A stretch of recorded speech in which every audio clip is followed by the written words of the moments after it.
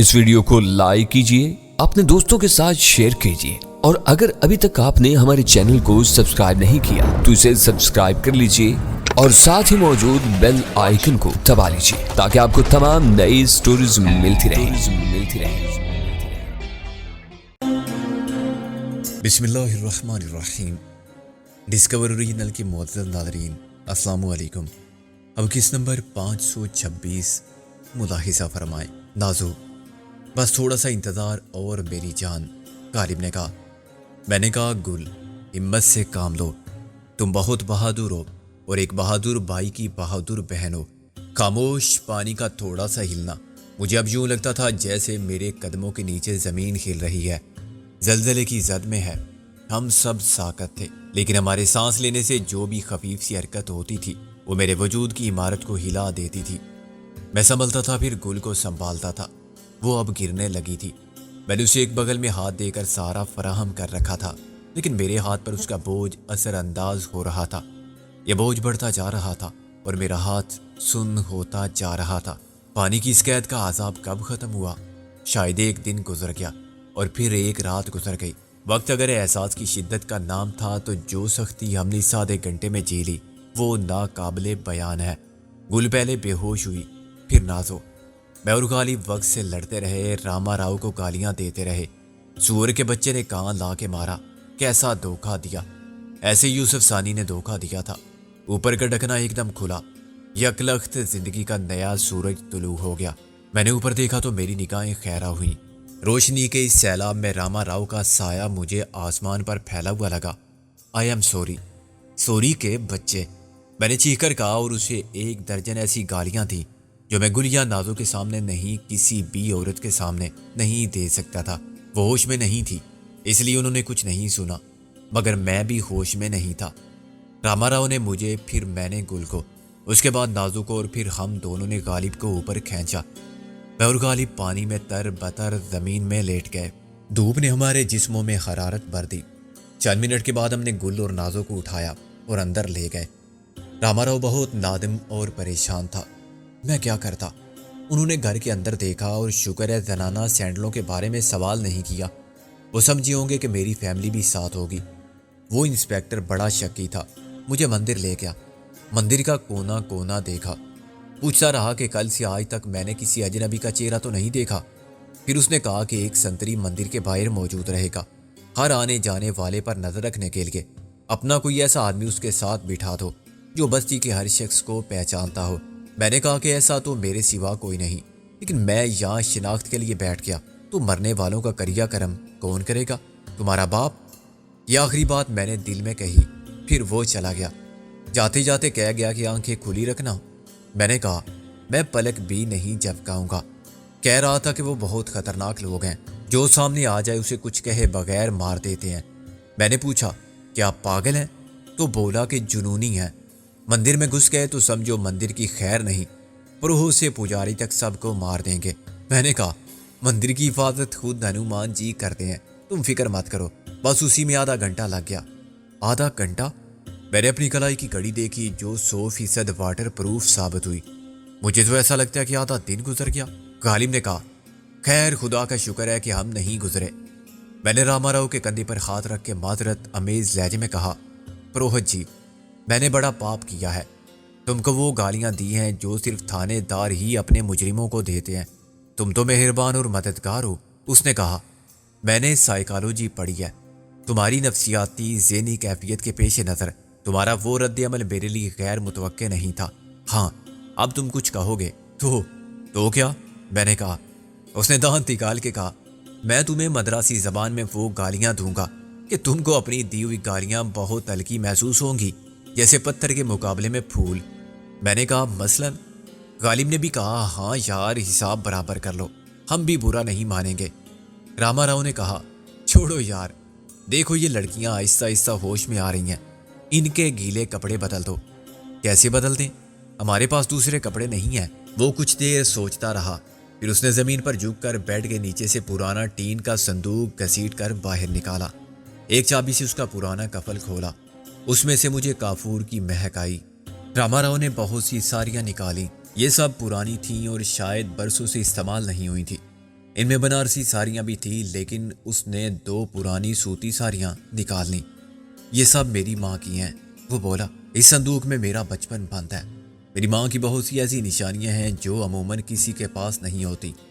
مثلاً اس کے بالوں کی ایک لٹ ہے، کاجل کی وہ ڈبیا ہے جو وہ استعمال کرتی تھی، بہت خوبصورت تھی وہ۔ اور تمہارا باپ؟ میں نے انجانے میں اس کی دکھتی رگ پر ہاتھ رکھ دیا۔ اس کا چہرہ کسی اندرونی کرب سے مسح ہو گیا۔ میں کسی باپ کو نہیں جانتا، میرا باپ تھا ہی نہیں۔ اگر کوئی مجھے اپنا بیٹا مانتا تو میں کہہ سکتا تھا اسے باپ۔ وہاں تو سارے ہی میرے باپ تھے۔ یوں سی میری ماں ایک طوائف تھی۔ مجھے یہ بات بتاتے ہوئے کوئی شرم محسوس نہیں ہوتی۔ میں نے کہا ماں صرف ماں ہوتی ہے، عورت صرف عورت ہوتی ہے۔ بعد میں وہ استانی بنتی ہے یا ڈاکٹر، بیوی بنتی ہے یا طوائف۔ اس کا الزام خالات کو دیا جا سکتا ہے، اس عورت کو نہیں۔ وہ خاصا پرسکون نظر آنے لگا۔ معلوم نہیں میں نے تمہیں یہ بات کیوں بتا دی، میں نے کہا۔ اس سے ہماری نظر میں تمہاری وقت بڑھ گئی، کم نہیں ہوئی۔ کالم نے کہا، کیا تمہاری ماں چاہتی تھی کہ تم پڑھ لکھ کے بڑے آدمی بنو؟ راما راؤ چونکا۔ تمہیں کیسے معلوم ہوا؟ کالم نے کہا، مائیں تو ہم سب کی ایک ہی طرح سوچتی ہیں۔ وہ کچھ دیر صدمے کی کیفیت میں بیٹھا رہا۔ اگر وہ زندہ رہتی تو میں ضرور بڑا آدمی بن جاتا، وہ مجھے سیدھے راستے سے بھٹکنے نہ دیتی۔ لیکن مجھے بہت افسوس ہے کہ وہ زندہ نہ رہی۔ میں نے ایک ایم اے کیا، پھر دوسرا، اس کی خواہش پر۔ وہ کہنے لگی کہ ایک ایم اے اور کر لے بیٹا، پاگل عورت۔ میں تیسرا ایم اے کر لیتا تو وہ کہتی ایک اور بیٹا، شاباش، جیسے میری ڈگریاں ہی اس کے کام آئیں گی۔ اس کے سارے پاپ کے پہاڑ کاٹ دیں گی اور اس میں وہ سکھ کی نہر نکالے گی جو اس کی گنگا ہوگی، پوتر پانی والی جس میں سب کے گناہ دھل جاتے ہیں۔ لیکن اس نے دکھ سے نفی میں سر ہلایا۔ وہ اچانک مر گئی، مجھے بتائے بغیر۔ کیا ہوا تھا اسے؟ کوئی مہلک مرض یا ہارٹ اٹیک؟ اس نے خودکشی کر لی تھی۔ کالم نے اسے خاموش دیکھ کر کہا، نہیں، اسے میرے وجود کی شرمندگی نے مار دیا۔ سب کی طرح وہ بھی چاہتی تھی کہ ایک بہو لائے۔ میں کہتا تھا کہ ماں، بہو آئے گی تو تیرا بیٹا چھین لے گی۔ وہ ہنستی تھی کہ میں خود اس کے حوالے کر دوں گی بیٹے کو کہ لے اب تو اسے سنبھال، اور خود کاشی چلی جاؤں گی۔ ایک دن میں نے خود اس کو بتا دیا کہ تیری خواہش پوری ہو گئی، جا اپنی بہو لے آ۔ وہ بہت خوش ہو کر گئی اور ذلت اٹھا کے واپس آئی۔ جس لڑکی کو میں چاہتا تھا اس کے باپ نے میری ماں کو پہچان لیا۔ وہ خود اس کے کوٹھے پر جاتا رہا تھا، مگر وہ مرد تھا۔ گناہ تو صرف عورت کا ہوتا ہے نا۔ اس نے کہا کہ 2 ٹکے کی رنڈی، تیری یہ مجال خاندانی لوگوں کا رشتہ مانگتی ہے، ہمارے منہ پر گٹر کی غلاظت ملنے آئی ہے۔ تیرا بیٹا اس گٹر کا کیڑا ہے جس میں سب اپنی غلاظت بہاتے ہیں۔ میری بیٹی ہمالیہ سے اترنے والی گنگا ہے۔ میری ماں نے سب سنا لیکن مجھے نہیں بتایا۔ جب میں واپس آیا تو لوگ اس کی لاش اتار چکے تھے جو پنکھے سے لٹکی ہوئی تھی۔ میں نے اگلے ہی دن اس ہمالیہ کو گرا دیا جس کو اپنی بلندی پر ناز تھا اور دعویٰ تھا کہ گنگا اس کے وجود کا پاک پانی ہے۔ میں نے اس کا خون نالی میں بہایا، اسے گٹر لائن میں ذبح کر کے ڈال دیا، پھر میں بھاگ گیا۔ اب میں راما راؤ ہوں، اونچی ذات کا برہمن۔ میں نے سب سے بدلہ لے لیا اپنی ماں کے ساتھ ہونے والے ظلم کا۔ میں نے شادی نہیں کی اور نہ کروں گا، لیکن ہر اونچی ذات کا غرور رکھنے والے کی بیٹی داشتہ ہے میری۔ میں نے طوائف بنا دیا ہے سب کو۔ میرا کیا دھرم کیا ایمان، میں نے ساریوں سے لے لی۔ وہ پٹی پر سر رکھے رو رہا تھا، ایک مجبور قابل رحم آدمی، اپنے انتقام کی آگ میں جلنے والا اور انتقام لینے کے بعد پیشمانی کے احساس کی اذیت جھیلنے والا، بیک وقت ظالم اور مظلوم، خود اپنے خنجر سے زخم لگانے والا اور پھر اس زخم کے آثار پر رونے والا، ایک ایم اے سائیکالوجی جو خود اپنی سائیکالوجی بگاڑ چکا تھا۔ کچھ دیر بعد جب نازور گل نے ہوش میں آنے کے بعد کپڑے بدل لیے تھے، وہ ایک ٹرے میں چائے کے برتن اٹھائے مسکراتا ہوا اندر آیا۔ وہی پرانا راما راؤ۔ ذرا سی دیر کے لیے اصل راما راؤ اس ٹین کے صندوق میں سے ایسے نکل آیا تھا جیسے بوتل میں قید جن آزاد ہو گیا ہو۔ اس جن کو پھر راما راؤ نے قید کر دیا تھا۔ یہ تم نے کیوں تکلیف کی؟ میں تو کھانا بھی خود ہی پکاتا ہوں اپنا، چائے بنانے میں کیسی تکلیف؟ لڑکیوں کو ضرورت تھی۔ میں نے کہا یہ نازو ہے، نازلی بیگم اس کا پورا نام تھا، اور یہ گل بانو ہے۔ پہلے یہ ناگ منی تھی، اس کا بھائی شیش ناگ تھا اور یہ ایک بہت نامور ڈاکو تھا۔ یہ بھی ڈاکو تھی۔ اب دیکھ لو اسے اور سوچو کہ ایک لڑکی ناگ منی سے گل بانو بن سکتی ہے تو راما راؤ وہ کیوں نہیں بن سکتا جو وہ بننا چاہتا تھا؟ راما راؤ اسے یوں دیکھتا رہا کہ گل کا رنگ لال پڑنے لگا۔ اور میرا نام واقعی مرزا غالب ہے؟ پہلے میں ایک صحافی تھا، غالب نے کہا، اور وہ لڑکی جس کو ہم چھڑانے کے لیے آئے ہیں اس کا نام شیلا ہے۔ میں نے کہا اس کے شوہر کا نام محسن ہے۔ غالب نے کہا محسن کے ساتھ جو لڑکی غالباً قید ہو گئی ہے اس کا نام رابعہ ہے، بہت بڑی وکیل تھی وہ، ایک دن وہ سکندر کی ہو جائے گی۔ یار سمجھا کرو بات کو، راما راؤ نے کہا۔ کیا ہو جائے گی؟ یار سمجھا کرو بات کو، گھر والی اور کیا؟ غالب نے میری بات دہرائی۔ اب میں سمجھ گیا، ساری بات سمجھ گیا۔ راما راؤ نے سر ہلایا۔ تم چائے پیو، میں مٹھائی لاتا ہوں۔ کہاں سے؟ مٹھائی کے ڈھیر آتے ہیں ہر روز، مجھے تو الرجی ہو گئی ہے مٹھائی کی صورت سے، لیکن آج کھاؤں گا تمہارے ساتھ۔ تازہ مٹھائی بہت اچھی ہوتی ہے یہاں، خالص دودھ سے بنتی ہے نا۔ میں ابھی گیا اور ابھی آیا، اس نے چٹکی بجا کے کہا۔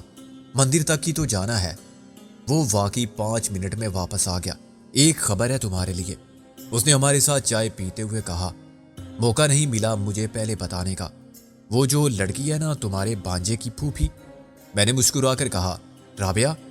ہاں، اور وہ تمہارا بہنوئی، محسن نام بتایا تھا نا تم نے، وہ دونوں یہی ہیں، راما راؤ بولا۔ میں نے چائے کا کپ رکھ دیا۔ یہ کیسے معلوم کیا تم نے؟ میں نے معلوم نہیں کیا، پولیس نے بتایا ہے مجھے۔ وہ آپس میں باتیں کر رہے تھے۔ کیا باتیں کر رہے تھے؟ یہی کہ 2 ساتھی پکڑے گئے کل رات ان کے بجلی گھر کے پاس سے۔ چوکیدار نے انہیں صبح پہچان لیا۔ اس نے کہا کہ انہی دونوں نے مجھے مجبور کیا تھا بجلی بند کرنے پر 10 منٹ کے لیے۔ وہ پکڑے کیسے گئے؟ سنا ہے گودام کی طرف گئے تھے، راما راؤ بولا۔ مجھے اندازہ تھا کہ کچھ نہ کچھ ضرور کریں گے وہ، سب کو اپنی اپنی کرنے کی عادت ہے، شوق ہے۔ میرا پارا چڑھ گیا۔ کسی سے مشورہ نہیں کرنا، کسی سے پوچھنا نہیں۔ ایک ٹیم ہے تو سب اس میں کیپٹن ہے، الگ الگ اپنا کھیل کھیلتے ہیں، ایسی کی تیسی ڈسپلن کی۔ غالب، نازو یا گل میں سے کسی نے کچھ نہیں کہا۔ انہیں حقیقتاً احساس تھا کہ رابعہ اور محسن نے غلطی کی اور اس کے نتیجے میں ہمارے لیے پریشانی پیدا کی اور خود بھی مصیبت میں گرفتار ہوئے۔ کچھ دیر بعد جب میرا غصہ کم ہوا تو میرے خیالات کی روح نے مخالف سمت اختیار کر لی۔ میں سوچنے لگا کہ شاید محسن کی جگہ میں ہوتا تو میں بھی یہی کرتا اگر میری بیوی۔ لیکن محسن کو یہ بات کہاں معلوم تھی کہ شیلا اور اس کا بیٹا دشمنوں کی قید میں اتنے قریب موجود ہیں؟ معلوم ہوتا تو پھر اس کی بے قراری جائز ہوتی۔ کبھی آدمی جذبات کے سیلاب میں تنکے کی طرح بہہ جاتا ہے۔ کہیں رابعہ نے اسے بتا تو نہیں دیا تھا؟ غلطی سے کوئی ایسی بات تو نہیں کہہ دی تھی جس نے راز افشا کر دیا ہو؟ پھر محسن نے اسے مجبور کر دیا ہو کہ حقیقت کو نہ چھپائے؟ یا میرے خدا، اگر رابعہ نے ایسی غلطی کی تو پھر محسن کا کیا قصور؟ اگر وہ پاگل ہو گئے، بے خطر کود پڑا آتش نمرود میں عشق، تو قصوروار عقل کو کیسے سمجھا جا سکتا ہے؟ غالب نے کہا۔ یار سکندر، جو ہونا تھا وہ تو ہو گیا، اب ہمیں کچھ کرنا چاہیے۔ میں نے کہا آج ہی رات، اتنی جلدی مت کرو۔ راما راؤ نے کہا سوچ سمجھ کے قدم اٹھاؤ۔ میں نے سوچ لیا ہے اور میں اس نتیجے پر پہنچا ہوں کہ آج کی رات ہی ہمارے لیے بہترین مواقع فراہم کرتی ہے۔ میں نے کہا آج سارا دن پولیس بھی زیادہ سے زیادہ دوڑ دھوپ کرے گی، ہمارے دشمن بھی سارا دن تلاش کرنے کے بعد یہ سمجھ لیں گے کہ ہم اس بستی میں بہرحال نہیں ہیں، آس پاس کے علاقے میں بھی نہیں ہیں، ورنہ پکڑے جاتے۔ وہ یہ سمجھنے پر مجبور ہوں گے کہ فی الحال ہم کہیں دور چلے گئے ہیں یا ایسی جگہ جا کر چھپ گئے ہیں جہاں تک کسی کا پہنچنا مشکل ہے۔ وہ تو یہ سوچ بھی نہیں سکتے کہ ہم عین ان کی ناک کے نیچے موجود ہیں۔ چراغ تلے اندھیرا اسی کو کہتے ہیں۔ دشمن اب باہر سے بستی کی جانب آنے والے راستوں کی نگرانی کریں گے، اس خیال سے کہ ہم پھر لوٹ کر آئیں گے، مگر کچھ وقت گزر جانے کے بعد یا ہم بستی میں موجود ہیں تو پھر باہر جانے کی کوشش کریں گے۔ ہر صورت میں اب شکاری اس بستی کے آس پاس رہ کے ہمیں تلاش کریں گے۔ آج رات وہ ہم سے کسی تازہ واردات کی توقع نہیں رکھیں گے۔ غالب نے کہا میں سمجھتا ہوں کہ یہ ایک نفسیاتی حربہ ہے، ہم اچانک بے خبری میں ان پر غالب آ جائیں جب وہ اس کے لیے ذہنی طور پر بالکل تیار نہ ہوں۔ اس کے علاوہ آج رات بستی میں خوف و ہراس کی فضا ہوگی، اتنے بہت سے گھروں میں سوگ ہوگا، اس سوگ میں سب ہی شریک ہوں گے۔ دن بھر کی مصروفیت کے بعد پولیس والے بھی رات کو کچھ آرام کریں گے کہ چلو جو ہونا تھا سو ہو گیا، آج کی قانونی کارروائی ختم ہوئی، اب رات کو کیا کرنا سوائے آرام کرنے کے۔ ہماری یہ اسکیم زیادہ کامیاب ہو سکتی ہے اگر شہر کے ہاسپٹل سے لاشیں جلد مل جائیں اور مرنے والوں کو آج ہی جلانے کا انتظام ہو جائے۔ ظاہر ہے اس میں رات ہو جائے گی۔ شمشان میں 16 ارتھیاں ایک ساتھ جلائی تو جا سکتی ہیں، ایک ساتھ لانا مشکل ہوگا۔ سب کے آتے آتے دیر لگے گی اور چیتا کو آگ تب بھی لگائی جائے گی جب آخری ارتھی بھی پہنچ جائے گی۔ میرا خیال ہے پوری نہ صحیح آدھی بستی تو ضرور وہاں موجود ہوگی، پوری ہی ہوگی، شاید کچھ لوگ نہ جائیں، یہاں تو سبھی ایک دوسرے کو جانتے ہیں۔ راما راؤ نے کہا۔ شمشان کہاں ہے؟ بستی سے باہر، یہاں سے کوئی 1 میل۔ میں نے کہا رات کے وقت بستی سنسان ہوگی تو ہمارے لیے خطرات بھی کم ہوں گے۔ اس وقت ہم گودام میں داخل ہو سکتے ہیں۔ کیسے؟ کس طرف سے؟ غالب نے کہا پہلے میری بات سن لو۔ گودام کے محافظوں کی پوزیشن بھی آج خراب ہوگی، کیونکہ جو لوگ مارے گئے ہیں وہ سب ملہوترا کے گھر اور گودام کے مشترکہ محافظ تھے۔ وہ فوج تھی جو ملہوترا کے ناجائز کاروبار کو تحفظ فراہم کرتی تھی۔ 16 مقامی آدمی تھے، 8 باہر سے بھی آئے ہوئے تھے۔ یہ باہر سے آنے والے کون تھے؟ ظاہر ہے تریونی کے آدمی یا دلاور اینڈ کمپنی کے لوگ۔ دلاور اینڈ کمپنی یہ کیا ہے؟ راما راؤ بولا۔ یہ بھی تریونی کی ایک کمپنی ہے۔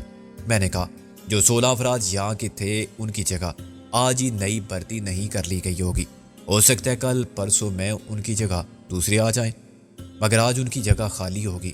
متبادل حفاظتی فورس اتنی جلدی فراہم نہیں ہو سکتی۔ وہ دیکھ بھال کے اور بھروسے کے لوگ رکھتے ہوں گے، اناڑیوں کو نہیں رکھتے ہوں گے اور کم ہمت لوگوں کو نہیں رکھتے ہوں گے۔ اپنے مطلب کے آدمی مشکل سے ملتے ہیں اور انہیں بھی تربیت دے کر کام کی نوعیت اور فرائض کی اہمیت سمجھانے میں وقت لگتا ہے۔ کہنے کا مطلب یہ ہے کہ آج ان کی خونڈہ فورس اور حفاظتی فورس کی قوت کم سے کم ہے، مزاحمت بھی کم سے کم ملے گی۔ چنانچہ ہم آج رات حملہ کریں تو ہماری کامیابی کے امکانات زیادہ ہوں گے۔ ناتھو نے بڑے جوش سے کہا بالکل ٹھیک۔ میں نے کہا اب سوال وہی آتا ہے جو سب سے اہم ہے، یعنی یہ کہ ہم حملہ کب کریں، کیسے کریں اور کس طرف سے کریں۔ تو اس سلسلے میں ہم پہلے راما راؤ سے کہیں گے کہ ایک نقشہ بنائے اور اپنے اندازے کے مطابق۔ میں بالکل صحیح نقشہ بنا سکتا ہوں۔ اوکے، نقشے میں اپنے گھر، مندر اور گودام تینوں کی پوزیشن بتاؤ، میں نے کہا۔ راما راؤ نے ایک سادہ کاغذ پر پنسل سے نقشہ بنایا۔ یہ ہے بیرونی احاطہ، یہ گیٹ، یہاں سے مندر کو جانے والا سیدھا راستہ، یہ میرا گھر۔ اس نے لکیروں سے مقامات کی نشاندہی کرتے ہوئے کہا یہ چوکور خانہ ہے مندر، یہ میرا گھر۔ مندر کے پیچھے یہ دوسری فصیل ہے۔ پہلے مندر اور اناتھ آشرم کی ایک ہی فصیل تھی، دونوں ایک ہی احاطے میں تھے۔ بعد میں ایک اور دیوار اٹھا کر مندر کو الگ کر دیا گیا اور اناتھ آشرم گودام بنا دیا گیا۔ میں نے غور سے نقشے کا معائنہ کرنے کے بعد کہا اس تقسیم سے پہلے مندر اور اناتھ آشرم کی عمارتوں کے درمیان کتنا فاصلہ تھا؟ پہلے یہ ایک مربع میدان تھا، 100 گز لمبا اور 100 گز چوڑا۔ راما راؤ نے وضاحت کرتے ہوئے کہا مندر اور اناتھ آشرم جانے کے لیے ایک ہی راستہ استعمال ہوتا ہے۔ سامنے کی طرف سے یہ راستہ اب صرف مندر کے لیے رہ گیا ہے یا میرے گھر آنے کے لیے۔ جب مندر کو الگ کیا گیا تو دیوار اس کے پیچھے اٹھائی گئی۔ مندر تقریباً وسط میں تھا، چنانچہ 60 گز چوڑے حصے میں مندر اور اس کا احاطہ آ گئے۔ 40 گز کی چوڑائی اناتھ آشرم کو ملی، یعنی اب مندر والا احاطہ 100 گز لمبا اور 60 گز چوڑا ہے۔ جو اب گودام بن گیا ہے اس حصے کی لمبائی تو 100 گز ہی ہے مگر چوڑائی 40 گز ہے۔ میں نے کہا 10,000 مربع گز میں سے 6,000 مربع گز مندر کا علاقہ ہے، گودام کا رقبہ 4,000 مربع گز ہے۔ غالب نے حساب لگا کے بتایا۔ اب گودام میں آنے جانے کے لیے دوسری طرف راستہ بنا دیا گیا ہے، راما راؤ بولا، اور چونکہ درمیان میں دیوار حائل ہے اس لیے یہاں سے کچھ پتہ نہیں چلتا کہ ادھر کیا ہو رہا ہے۔ مندر کی عمارت سے گودام کتنی دور ہے؟ میں نے اپنا سوال دہرایا۔ اس نقشے سے واضح نہیں ہوتا۔ یہ فاصلہ تقریباً 20 گز کا ہوگا۔ درمیان میں کیا ہے؟ کھلا میدان، 20 گز چوڑا اور 100 گز لمبا۔ دائیں بائیں کچھ نہیں، صرف فصیل ہے۔ دائیں جانب غسل خانے اور رسوئی ہے۔ جب تک یہاں اناتھ آشرم تھا غسل خانے بھی استعمال ہوتے تھے، اور اب؟ غالب نے کہا اب کون استعمال کرے گا؟ راما راؤ بولا محافظ جو رہتے ہیں وہاں، ان کے لیے جدید باتھ روم بنائے گئے ہیں۔ گودام کے اندر ہی آخری حصے میں دائیں جانب فلش سسٹم اور شاور وغیرہ کے ساتھ۔ جب یہاں یتیم بچے رہتے تھے تو پرانی وضع کے غسل خانے اور بیت الخلاء تھے جو ایک لائن میں بنے ہوئے ہیں اور اب بند پڑے ہیں۔ کتنے باتھ روم؟ میرا مطلب ہے یہ پرانے غسل خانے اور بیت الخلا تعداد میں کتنے ہیں؟ کہاں تک پھیلے ہوئے ہیں؟ میں نے کہا دائیں جانب میں دوسرا نقشہ بناتا ہوں، اس سے سب واضح ہو جائے گا۔ راما راؤ بولا۔ اس نے جو دوسرا نقشہ بنایا وہ میں سمجھ گیا۔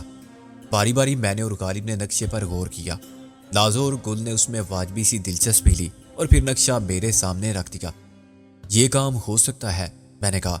اس نقشے نے بہت بڑا مسئلہ حل کر دیا۔ مسئلہ تھا گودام تک پہنچنے کا اور اس کے بیچ میں پڑنے والے میدان کو عبور کرنے کا۔ غالب نے کہا کالبن ٹرک کسی میدان میں کھڑے کیے جاتے ہوں گے۔ راما راؤ نے کہا ہاں، ٹرک عموماً گودام کے سامنے رہتے ہیں، وہاں ان کی حفاظت کرنا آسان ہوتا ہے۔ میں نے کہا ایک اور اہم سوال، سنتری کہاں ہوتے ہیں؟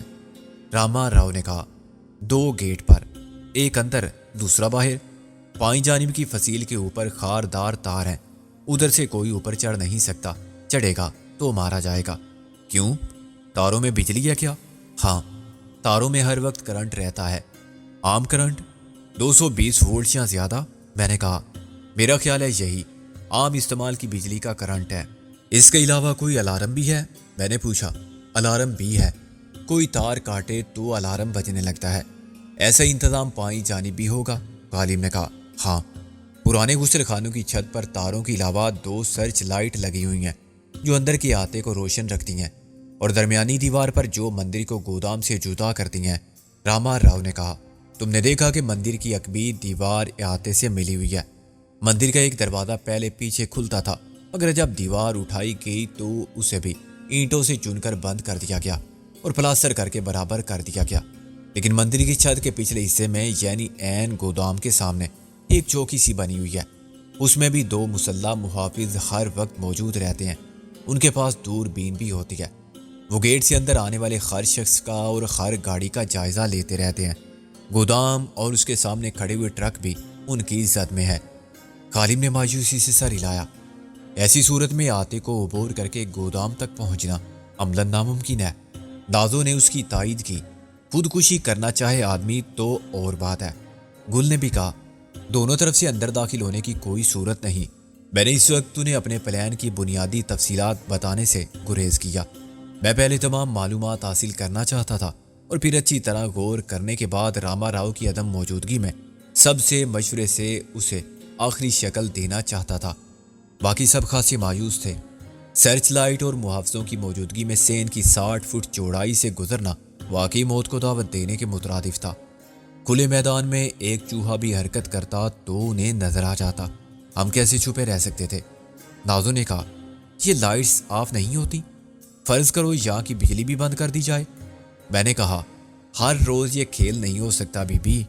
غالب نے کہا ہو سکتا ہے، اس طرح کہ آج میں اور نازو جائیں اور پکڑے جائیں، کل تم اور گل جاؤ، سب اکٹھے ہو جائیں۔ راما راؤ نے کہا یہاں الگ جنریٹر ہے، بجلی جاتی خود چل پڑتا ہے۔ یہ عمارت جو پہلے اناتھ آشرم تھی، اس میں کتنے کمرے ہیں؟ اوپر نیچے 10 کمرے اوپر ہیں، 10 نیچے بھی تھے، مگر بعد میں 2 کو ملا کر ایک بڑا کمرہ بنا دیا گیا۔ درمیانی دیوار نکال دی گئی۔ ظاہر ہے گودام کے لیے بڑے ہال بہتر رہتے ہیں۔ تو اوپر کیا ہے؟ اوپر رہائشی کمرے ہیں۔ بالکل دائیں جانب پرانے غسل خانوں کی قطار میں نئے باتھ روم بنا دیے گئے ہیں۔ راما راؤ نے کہا کالبن سیوریج لائن پیچھے سے گزرتی ہوگی۔ سیوریج کی کوئی لائن نہیں ہے، سیپٹک ٹینک ہے۔ سیپٹک ٹینک کیا ہوتے ہیں؟ نازو نے کہا میں نے کہا سیوریج کا پرانا نظام، ایک کنواں کھود کے اس میں 8-10 فٹ تک پتھر بھر دیتے ہیں بڑے بڑے، اس کا منہ اوپر سے بند کر دیا جاتا ہے۔ سارے غسل خانوں اور بیت الخلاء وغیرہ کی لائن کو اس ٹینک سے ملا دیا جاتا ہے۔ پانی نیچے اتر جاتا ہے اور زمین کی گہرائی میں جذب ہوتا رہتا ہے۔ 5-7 یا 2-4 سال میں ایک بار اسے کھول کر اوپر جمع ہو جانے والی غلاظت کو صاف کر دیا جاتا ہے۔ وہ کھاد بنانے میں کام آتی ہے۔ زمین میں دبا دیتے ہیں، کہیں گھاس پھوس مویشیوں کے گوبر کے ساتھ۔ راما راؤ نے اچانک گھڑی دیکھ کر کہا اب میں جاتا ہوں، آج دوپہر کا کھانا تمہیں خود ہی بنانا پڑے گا۔ باغیچے میں سبزیاں میں خود اگاتا ہوں، جو پسند آئے نکال لو، ویسے دال چاول بھی ہیں، گوشت کا تو سوال ہی پیدا نہیں ہوتا۔ غالب نے آپ بھر کے کہا۔ میں نے کہا لوگ کہتے ہیں چیل کے گھونسلے میں ماس کہاں، ایسے ہی برہمن کے گھر میں ماس کہاں۔ راما راؤ انسا اب تم سے تو کوئی بات بھی نہیں چھپائی میں نے۔ جب شراب پیتا ہوں اور دنیا کی ہر برائی میں ملوث ہوں تو گوشت کھانے کا گناہ کیا چیز ہے، لیکن دنیا والوں کے سامنے برہمن بن کر رہنا ہی پڑتا ہے۔ کبھی مرغی خود ہی کاٹ کے ذبح کر لیتا ہوں اور پکا کر کھا لیتا ہوں۔ اس کا بھی بہت خیال رکھنا پڑتا ہے کہ پر اور فالتو اسے نظر نہ آئیں، گڑا کھود کے دبا دیتا ہوں۔ جب تم مرغی خریدتے ہو تو کوئی پوچھتا نہیں کہ پروہت جی کیا کرو گی اس کا؟ کیا تم مجھے اتنا بے وقوف سمجھتے ہو کہ میں مرغی خریدوں گا؟ مجھے تو ویسے بھی مفت کا کھانا کھانے کی عادت پڑ گئی ہے۔ وہ انسا میں چلتا ہوں، ذرا گاؤں کی خبر لوں۔ اچھی طرح خبر لینا، نازو نے کہا۔ تم مذاق سمجھ رہے ہو؟ تمہیں اندازہ نہیں کہ بستی والے تمہارے کیسے جانی دشمن ہو رہے ہیں۔ تمہیں راکشس کہا جا رہا ہے۔ ہر شخص تلسی کے پتے پر قسم کھا رہا ہے کہ وہ راکشس مل جائے تو وہ خود ان کا خون کر دے گا۔ ہاں، برے کام کا برا انجام ہوتا ہے۔ ہاں، مگر ان کے رشتے اور جذبات تو نہیں بدلتے جو بعد میں انہیں روتے ہیں۔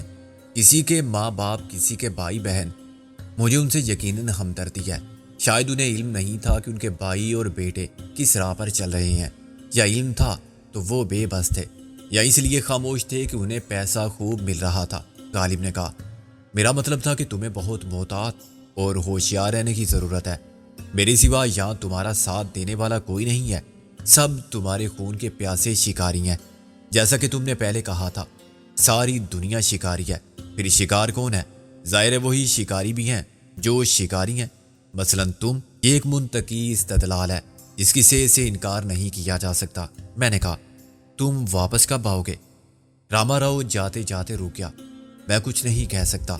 جب بھی مجھے موقع ملا چکر لگا جاؤں گا اگر کوئی خاص بات معلوم ہوئی۔ راما راؤ کے جاتے ہی میں نے نازو اور گل کو کچن کی جانب روانہ کیا اور خود غالب کے ساتھ نقشہ لے کر بیٹھ گیا۔ میرے ذہن میں ایک منصوبہ ہے جو کامیاب ہو سکتا ہے۔